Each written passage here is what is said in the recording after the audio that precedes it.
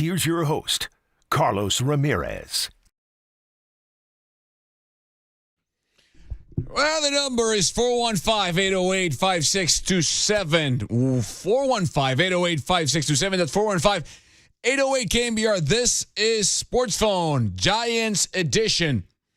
The Giants won a game that we thought they would run away with. Ha, not so much. Phenomenal baseball game. From a drama perspective, Robbie Ray was tremendous. You better call in, Giants fans. We have you covered for the next hour or so. This is Sports Phone. Jacob Violante behind the glass, taking care of you also. And your phone calls. Remember, the number is 415-808-5627. That's 415-808-KNBR. We can start in many different ways in this show. The important one is, I think, the Giants won the game. It might be simple. It might be pedestrian. It might be even boring. But when your team is 61-64, not any win should be labeled as boring, especially on the road, especially against a team who before tonight had 38-20 at Petco. Again, especially against a divisional rival who just swept you in your own building last week. So there's nothing pedestrian about what happened today at Petco. Setting the table is important. Getting Robbie Ray runs, support, help is massively important. And we saw something tonight that the Giants had only done once in their history. And that is the first two hitters of the game on the road going back-to-back home runs. That's what Heliot Ramos and Rafie Devers did tonight. The only other time in Giant history it happened on the road, we would have to go back to 1964 against Bob Gibson when he faced Juan Marichal, when Chuck Hiller and Snyder went back-to-back homers to start the game, and they didn't score again. So there's some similarities to what happened 61 years ago than what we saw tonight. No Bob Gibson on the mound. It was Nestor Cortez. I get it. But just an interesting nugget of what happened. So the game had everything. We had 3 home runs in the first inning. We thought, hey, the Giants are going to rout the Padres. It's going to be a 10-0. It's going to be a home run derby fest down there in San Diego. Well, that didn't happen. We had a fan interfere with Heliot Ramos that ended up being massive for the overall arching story of the game, because that home run that got taken away, in my estimation, fairly, appropriately, rightly so, you could say it ended up defining the game. If that run goes on the board, well, it's a 4-4 game. Again, we don't know what happens if that home run sticks, but if we're just sticking to counting runs, well, it's a 4-4 game, and that didn't happen. Then Mike Schilt gets tossed. It must have been, Jacob, one of the most politically correct ejections from a manager I can recall. There was no shouting. No, I think he was just tired. He had dinner reservations. It's Monday. Or he was just tired from the weekend. Did not have a good series against the Dodgers over the week. He wanted to go home. That's my take on Mike Schilt today. He wanted to go home. Do you think he actually knew that he was going to get tossed when he came out of the dugout? I think he knew. Yeah, it was so polite. And he can be fiery. You know, he's not a. I don't take him as a. He's not politically incorrect or rude, but he's not a calm, Zen type Buddhist, reggae listening guy to me. I don't see Mike Schilt going blasting Bob Marley, on his way to Petco. Do we see Bob Melvin also maybe doing the Bob Marley thing? Maybe America, maybe some Beach Boys. I could see Bo Mel rocking some Beach Boys. Maybe some Grateful Dead. Maybe he's a deadhead. I don't know. That's a very good question. Let's go to Nick in Sac. He wants to talk about the ever controversial Elliot Ramos interference that went the Giants' way. Hey, Nick, what's up? Welcome to Sports Phone. Hey, thanks for taking my call. Appreciate it. Thank you. What's on your mind? What do you want to say about this interference that benefited the Giants? Can I just read the rule from the MLB website rule book? Go ahead. Go ahead. When a spectator clearly prevents a fielder from catching a fly ball by reaching onto the field of play, the batter shall be ruled out. There is nothing about it touching the fan having to touch the ball. It's just reaching over and interfering. Him putting his arms in front of Ramos trying to catch the ball is interference. The fact that most people are claiming it has to, he has to touch it, is dead wrong. It is. That's a great call. I love smart callers who go to the textbook and give us the rules. Do you have the number of the rule? There's like 17,000 baseball rules. Nick, do you have the specific number? Don't have the number, All but right. if you go and just look up MLB rules, fan interference, it's the first thing that popped up on the internet, on the MLB website. Yeah. Also, two things. Shayna Rubin on Twitter, she is the beat writer for the Chronicle. She says the official explanation is that the fan, and I quote, reached out over the field of play and interfered with a live ball. And, again, quote, clearly prevented the fielder from making the catch, which is pretty much what you said, Nick. So two different sources align to give the refs, or the umps in this case, the truth and just backing them up and saying they did the right thing. You know, and the fact it took me 20 seconds to figure out they did the right thing, and everybody's going against MLB on this, it's like, it's not that hard to do some research. Yeah, no, I agree. Nick, what stood out to you from tonight's game, Nick? You know, the fact that even though that seventh inning was going downhill fast, they were able to come back and not go and start freaking out. Yeah. There have been too many of those. Yeah. On the pitching, on the hitting, on the defense. You mess up, you know, that's baseball, but you got to forget it and move on and go and worry about the next play. I'm with you. The fact that Ryan Walker came back from the paternity list today and pitched the way he did in the seventh and then into the eighth, and that Randy Rodriguez did his thing.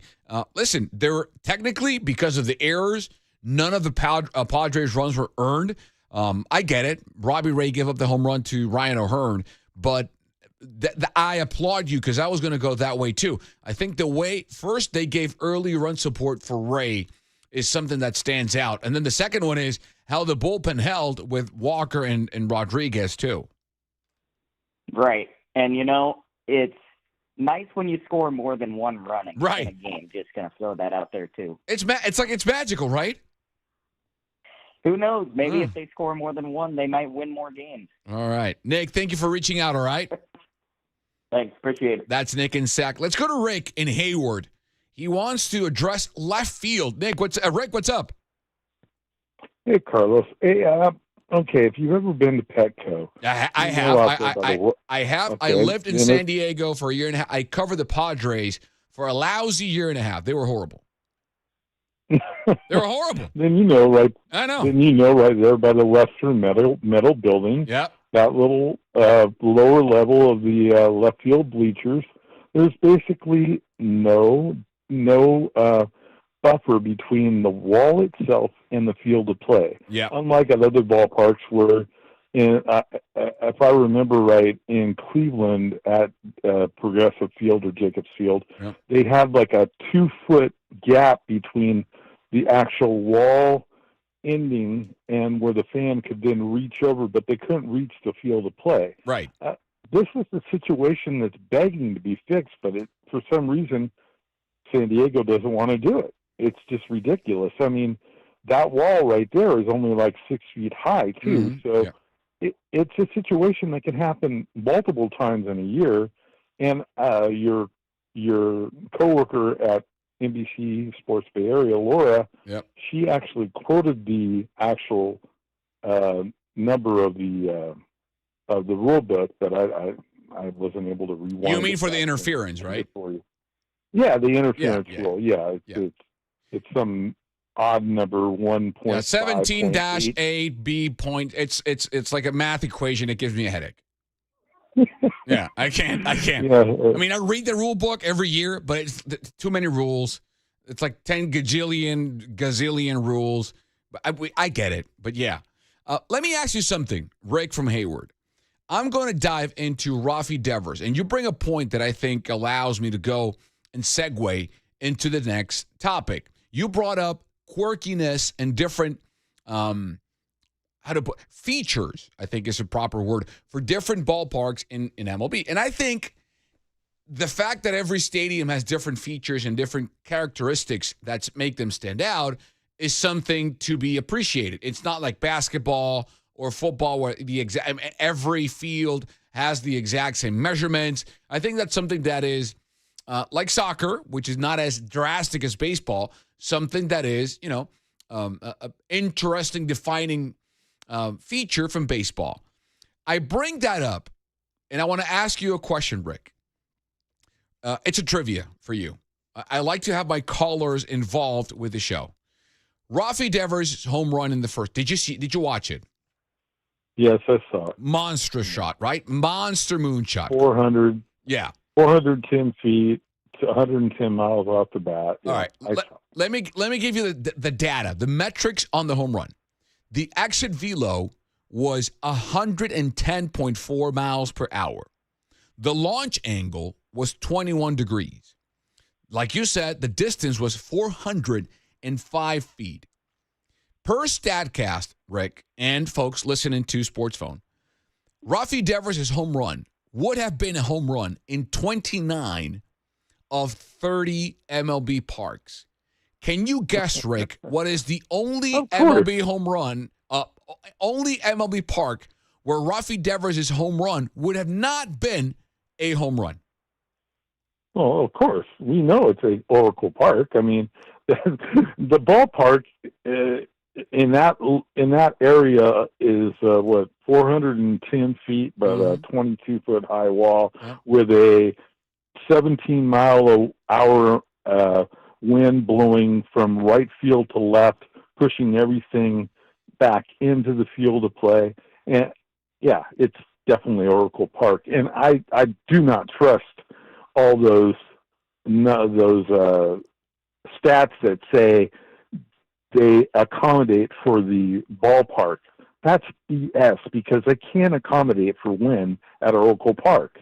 I mean, this is why the ballpark only has, about 80 home runs, and is the last ballpark in baseball. So my question is, Rick, what do we do with it? Because you were saying, let's fix Petco. The Padres should modify Petco. What do we do with the dead zone out in right field in Oracle? What should Giants fix it? Should they do something with it? Yes, they need to. There's only one Barry Bonds. Everybody else is human compared to Barry. He's the only one that can hit it out there. I mean, other than Pat Bailey's ball that ricocheted off the upper area up there and bounced down the left field line, and was the inside of the park home run that I got to see live. That was a great play, by the way, and probably one of the highlights. They've already done the fix there. They just don't keep it. Right. It's where they have triples alley before games during batting practice. Right. They put up a fake wall out there in center to right center field, and they let fans mill about out there until batting practice is over, and then they take it away. Right. So it's already done.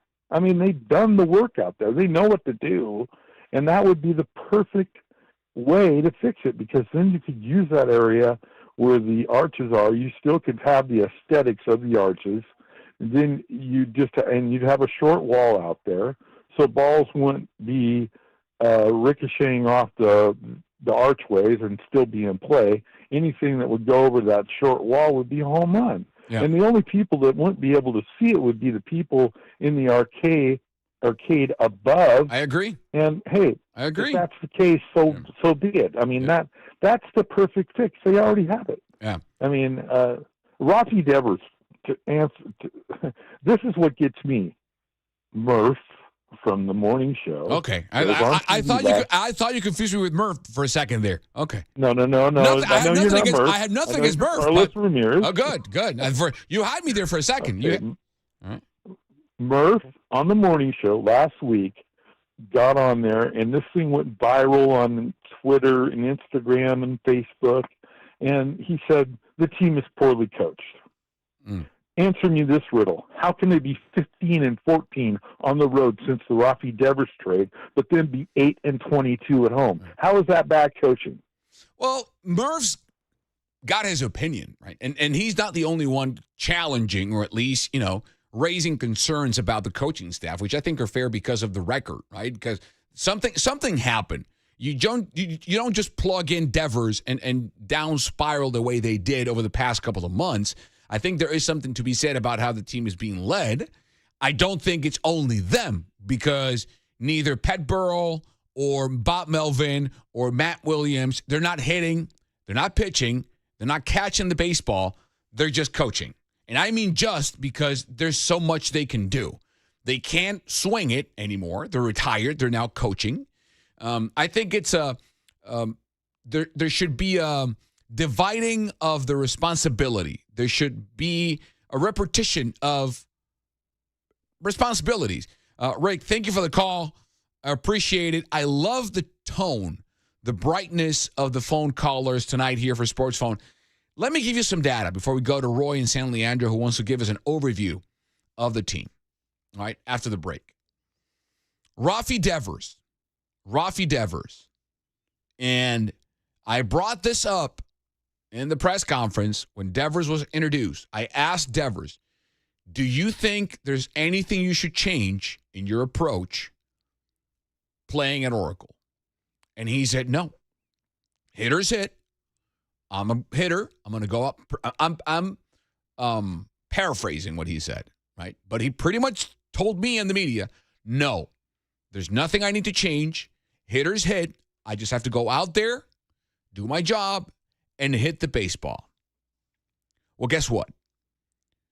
Since June 17th, when he made his debut, this is Rafie Devers home and on the road. He's got 9 home runs, but that's one stat. 5 at Oracle, with tonight's home run at Petco, that's 4 on the road. So, yes, he does have one more home run at home than on the road. That is the only beneficial stat he has away from third and king versus playing at home. And it's not even close. Batting average, home 200, road 282. That's a massive gap. Massive. OBP, home 299, road 380. That's almost 100 points lower at home. Slugging, that's his bread and butter. Home 373 with one more home run at home. Road 459. Do the math. Again, the sample size might be small. I want to see him go through the season, adjust, acclimate to the wind, moving to the Bay Area, new ballpark, going through spring training. I get all that. But through his tenure as a Giant, it is drastically evident that he is one hitter at home and a different one. He is Boston on the road. He is the evil twin at home. Something's got to change, whether that's his approach or something has to change. Again, these numbers are clear, evident. 10:23 p.m., quick break here on the show. Roy, we're going to get to you on the other side. Remember, the phone number, text as well, is 415-808-5627. 415-808-KNBR. Quick break. We'll be back with more after this.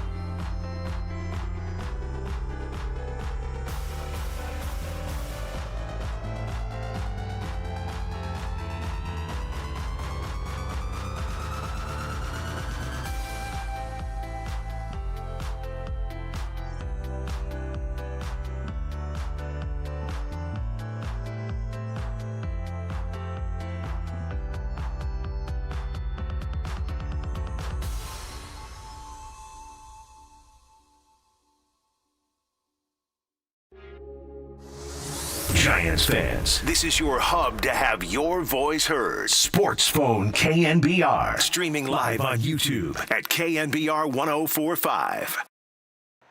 Now a swing, and he belts one into deep right center field. Way back there, still going. Goodbye! It's not quite the first 2 pitches of the game, but awfully close. And the Giants have started this game with consecutive home runs from Ramos and Devers. 24th of the year for Devers. 2-0 Giants. Yeah, it's great. I mean, it's something we've been missing here. It's been nice to add on a little more as the game went along, but, we haven't seen something like that. And put him on the run early, 4 spot. Robbie pitching great. Usually comes out well that way.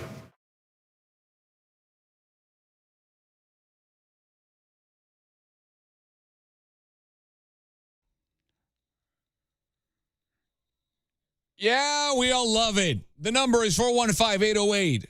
415-808-5627. I am Carlos Ramirez with Jacob Violante. This is Sports Phone KNBR. The Giants win 4-3. Take the first of 4 against the Padres. And let's keep it rolling. Let's go to Roy in San Leandro, who wants to chime in the overview of the team. What's up, Roy? Hey, thanks a lot for taking my call. I really appreciate it. Thank you for calling in. Hey, look, what has happened with the Giants, the organization itself, the Giants they've overestimated their talent. I mean, it's no question about it. Okay, then, too, at the minor league level, they don't have enough, just like people were criticizing Ramos and stuff. Some of it is his fault, but a whole lot of it's not, too, because they don't instruct those guys in the right way. Okay, the next thing I want to say is about the pitching.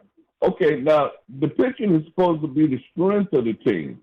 Okay, but look, that stuff with Birdsong. Look what happened. Okay, now, what's that guy named Ruth?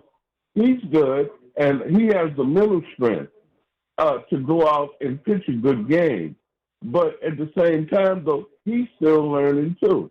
Okay, and then, too, the next thing is that they still suffering from Gabe Kapler and Farad Zadi's administration. I mean, all they did, because the Giants had good players, and see Zadi and Gabe Kapler, like a guy named Tachman, for example, with the White Sox. He's a good player. Okay, then that guy named Littell, that's with Tampa, the Rays. He's turned into a good pitcher. All this is gone on, and they don't know how to, look at their talent and stuff like that, and then, they don't have enough instructors instructing these guys. And so, they need to put on some, from what I understand, they fired something like 7 or 8 scouts or something like that. Well, go out and get some more.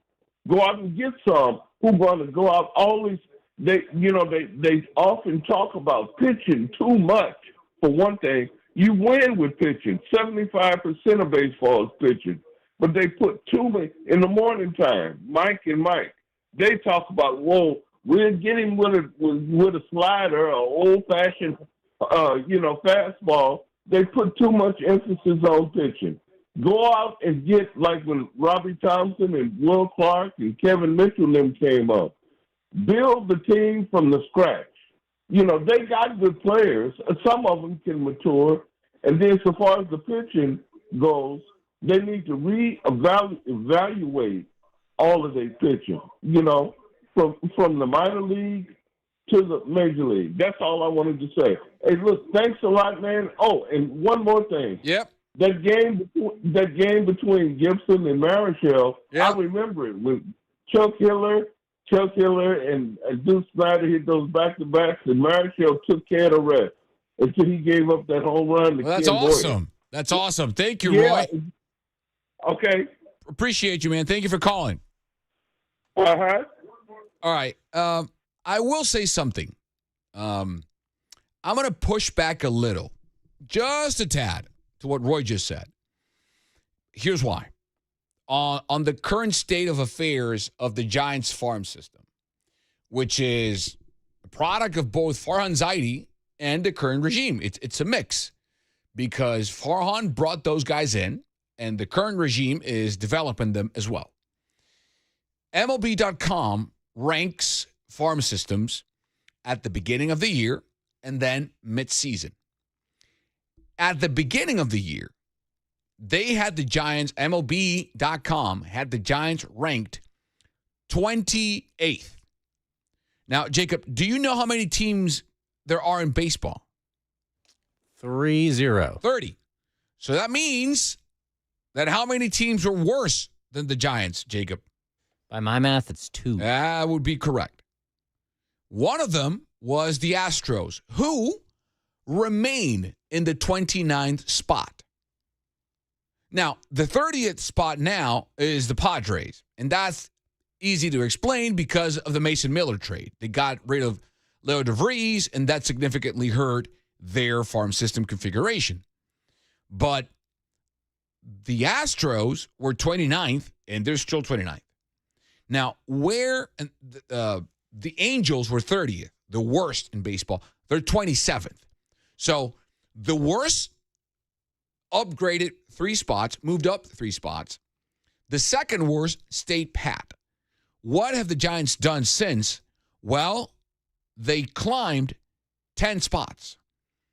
The most improved team, farm system-wise, in the MLB rankings from the beginning of the season to mid-season, which were announced 6 days ago, by the way, are the Giants. Headlined by one Bryce Eldridge, who is raking in AAA. So it's Eldridge, and then it's a bunch of players who are either at the rookie level or A level.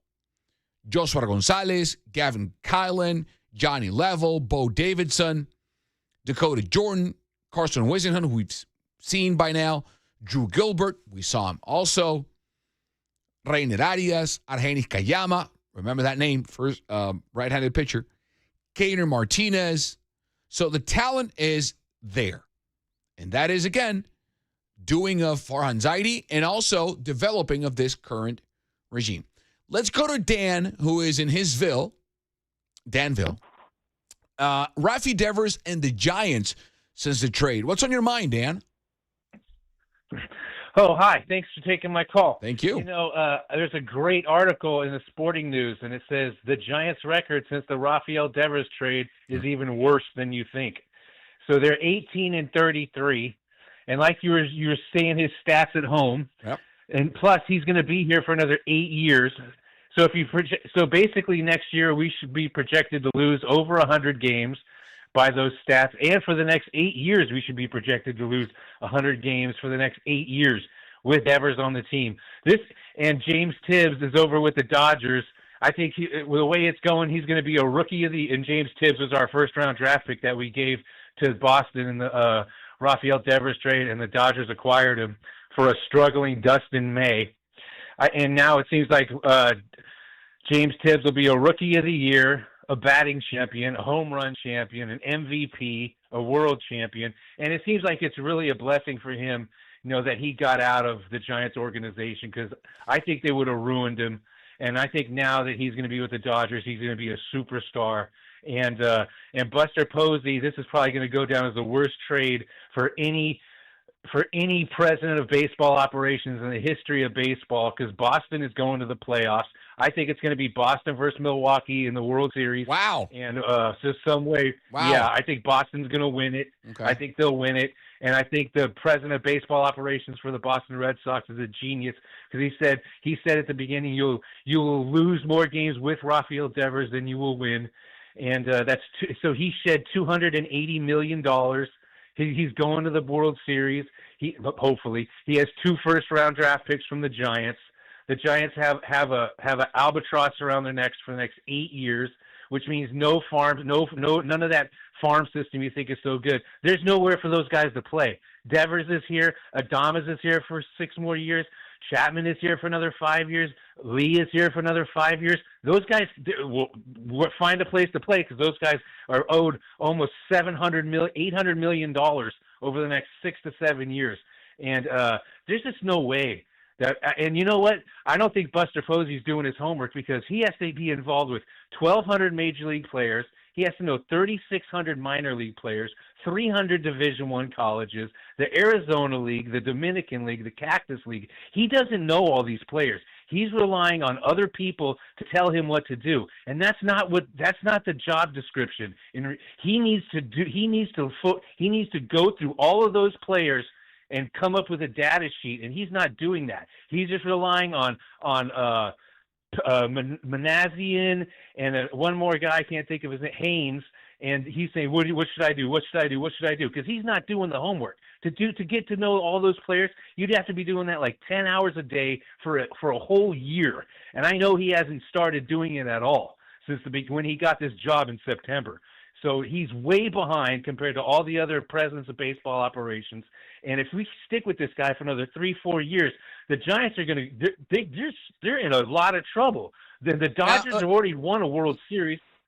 I feel your pain, and thank God the Giants won today, because if they lost, man, Dan would have been even more on fire. Now, let me ask you something, Dan, because I disagree with everything you said, respectfully, but that's the beauty of democracy and having freedom of speech. We can talk and be gentlemanly about it. Do you think Farhan Zaidi did his homework?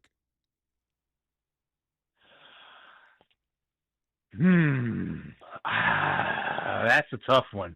That's a tough one because you know what? It's different than Farhan because Farhan doesn't have the filter that Buster has.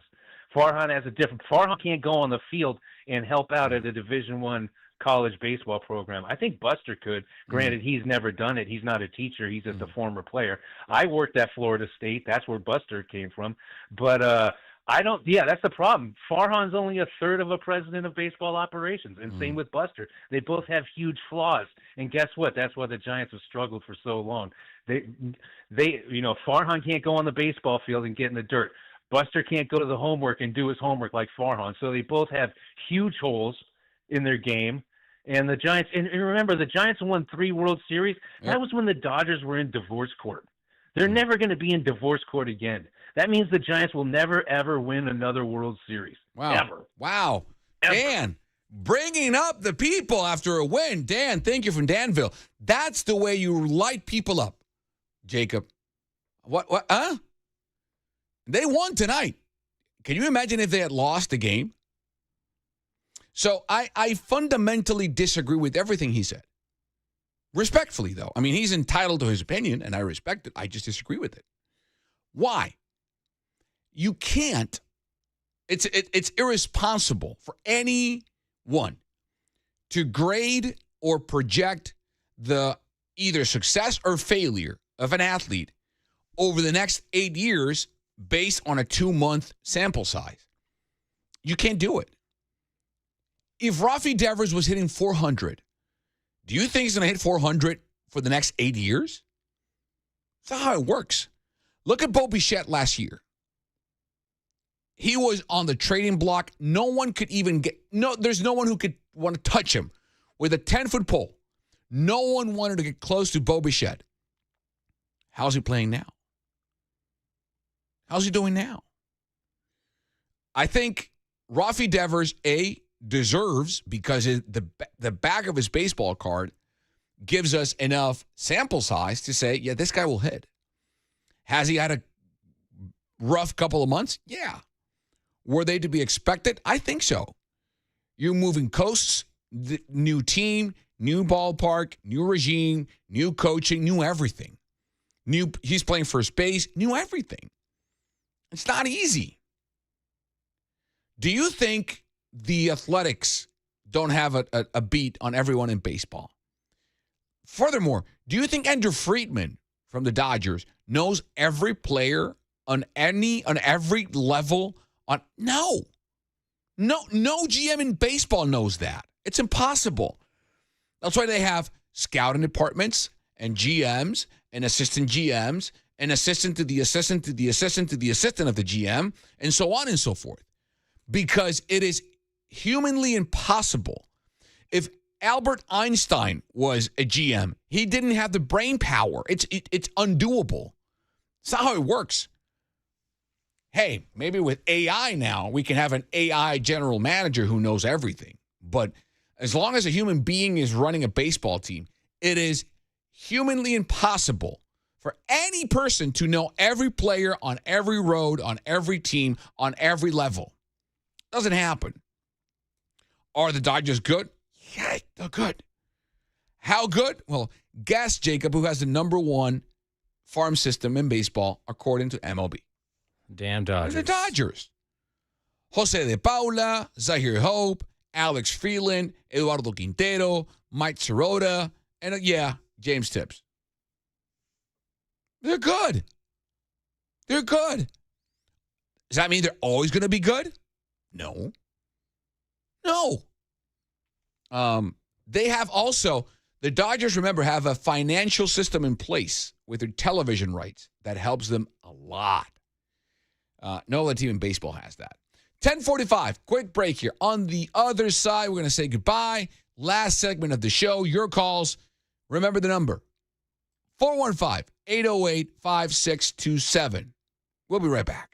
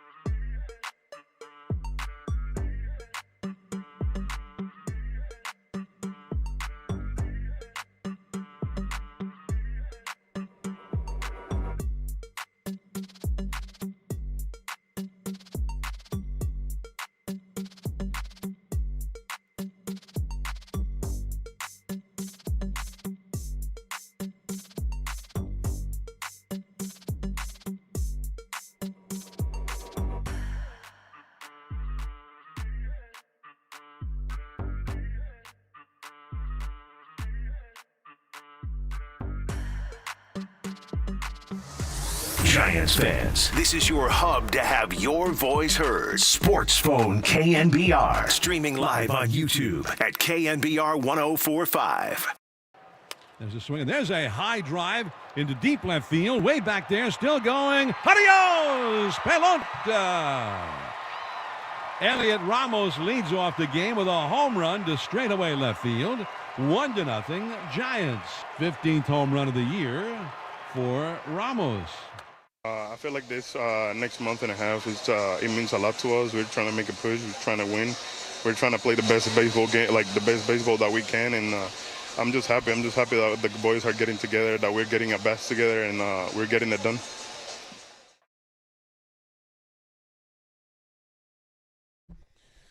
All right, the Giants take this one 4-3. They take their first of 4 against the Padres. This is Sports Phone KNBR on the Sports Leader, Jacob Violante, joining me, Carlos Ramirez. The game had multiple ups and downs. I mean, it didn't end the way we thought it would. Yes, in the result. No, in the manner in which it happened. Robbie Ray, my goodness, phenomenal outing. Even though he did come across some bumpy turbulence in the 7th inning. Before that, the Padres only were able to muster a hit. 1-0 before that. He threw 6 in the 3rd of great baseball, and then that last third got dicey. I mean, in the postgame show, I think it was either John Miller, who has seen more baseball than I will ever forget, or Dave, who said, I've never seen a double. I don't remember seeing a double error in the same play, which is what happened to Casey Schmidt in that 7th inning. So that's the rarity of the things that keep happening to the Giants. You know, the ball that hits the bag. So many weird things that went for and against the Giants in this game. Bottom line is they win the game. Ray was phenomenal. He threw the 3rd most pitches in any start this season. 113 is the most. 105 today. There's a 108 in between. And if anyone or any story we could take away from this game, Jacob, before we go home, one is the Rafie Devers home run. But I think, too, and more important, is the Elliot Ramos home run. My goodness, did he need that one. First home run since July 5th against the A's in SAC. That's a month and a half for Elliot Ramos without a home run. That is depressing. Since that, I did the math. I crunched the numbers. Since July 5th, not counting today's game, Elliot Ramos played 34 games, 0 home runs, 5 runs batted in. 5 in 34 games. His batting average was .245, .310 the OBP, .273 slugging. Only had 4 extra base hits, all of them 2-baggers, 34 strikeouts, 1 a game, and only 12 walks. Now, today is the kind of the, I wouldn't say ideal because he did have a home run. He did go 2 for 5, but with 3 strikeouts, you want that number to go away or at least decrease from 3 to 2. Ideally none, maybe 1. But still, I'll take the 3 strikeouts if he gives me a home run and brings home a run, right? If he at least 1, he would like to see someone on base. He's leading off the inning. I get it, but still. So today, a step in the right direction for Elliot Ramos, 2 for 5, slumping or breaking that slump of 34 games without a home run. Now, what's on deck tomorrow for the Giants? It's game 2 of this 4-game set. They will face Nick Pivetta. Kai Wei Teng will be on the mound for the G-Men, for the Giants, for the Orange and Black, for the Gigantes. How good has Nick Pivetta been this season? Well, scary good. I'm not going to give you the record. You know I hate it. I'm not a fan of the record. ERA, 2.87. 140, that's 12th best in baseball. 144 strikeouts, that is 23rd. He's got the 5th best whip, walks and hits per inning pitched in baseball with 0.95. 5. That's what the Giants are facing tomorrow. So if you can replicate what you did today somehow against this 32-year-old right-handed pitcher who is coming at you with not 1, not 2, not 3, but 6. Realistically, it's 4 different pitches that Pivetta features in his repertoire.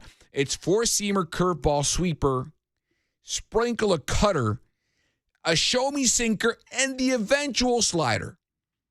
Now, what's interesting about him is the arm angle. He comes at you from way up here, 57-degree arm angle, way up top. So we'll see. It's going to be an interesting proposition tomorrow, and we will be right here tomorrow to give you what's up with the Giants and the Padres. We're going to wrap it up today. Thank you for everyone who either wrote or texted or called tonight. Jacob Violante behind the crystal. Carlos Ramirez in front of the mic or behind the mic. Sports Phone KNBR on the Sports Leader. Let's do it again tomorrow after the Giants game. We'll be right back here with more Sports Phone on KNBR.